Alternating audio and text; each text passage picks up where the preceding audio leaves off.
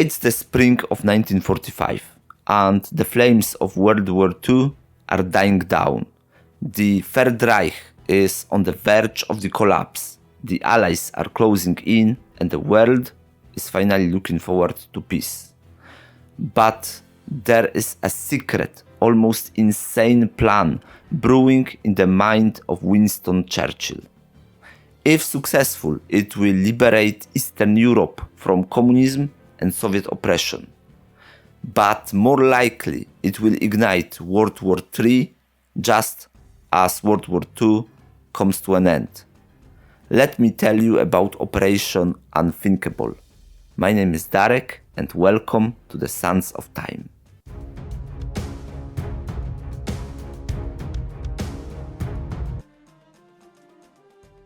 Europe is in ruins, but the Allies are on the brink of hard-won victory.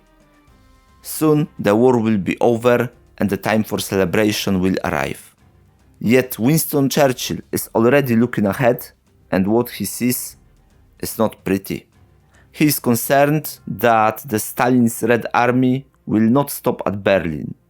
So he cooked up the plan, so bold, so outrageous, that it's codenamed Operation Unthinkable.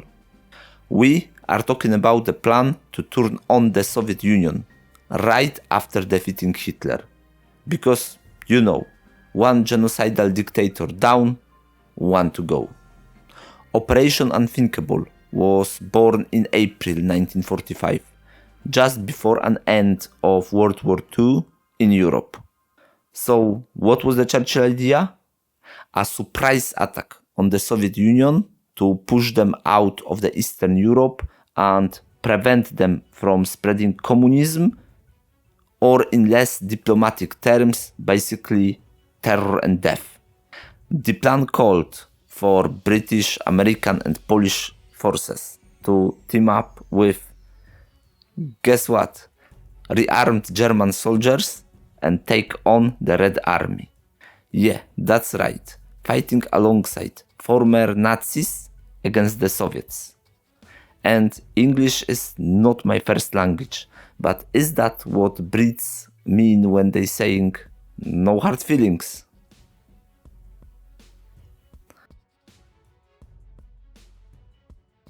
Suicide wave after wave until your opponent run out of the bullets. That always was and still is the Russian go-to military strategy. But Churchill was no stranger to sending his man on suicide missions as well. Gallipoli. So the plan was straightforward but incredibly risky. The Allies would launch a massive offensive against Soviet positions in Germany.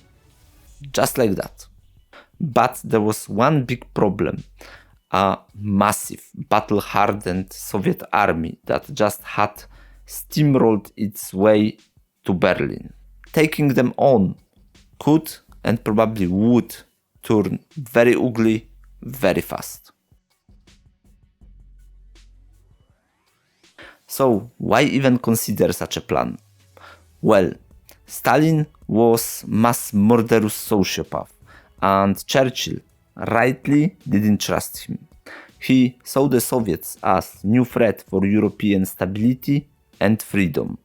He feared that without a strong response, Eastern Europe will fall under Soviet control that will bring new kind of terror and tyranny. Why the plan never came to fruition? Well, most of Churchill's advisors thought it was a pure madness. The British Chief of Staff, General Sir Alan Brooke, was particularly against it. He believed that launching another conflict, especially with war-weary troops and strained resources, is a recipe for a disaster. And he wasn't alone. The Americans was also reluctant to start a new conflict when the old one wasn't even finished. And to be honest, Operation Unthinkable, despite its bold ambition, had little chance of success. The Soviets had a massive advantage with almost 3 million troops stationed in Eastern Europe compared to around 1 million of Allied soldiers that could be immediately ready for confrontation. Additionally, Soviets had a vast stockpile of military equipment that made any military campaign against them almost impossible.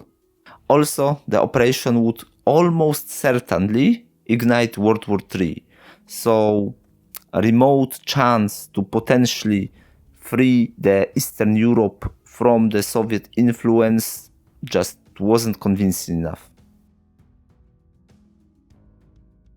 So, Operation Unthinkable never materialized and remained in the realms of what-if scenarios.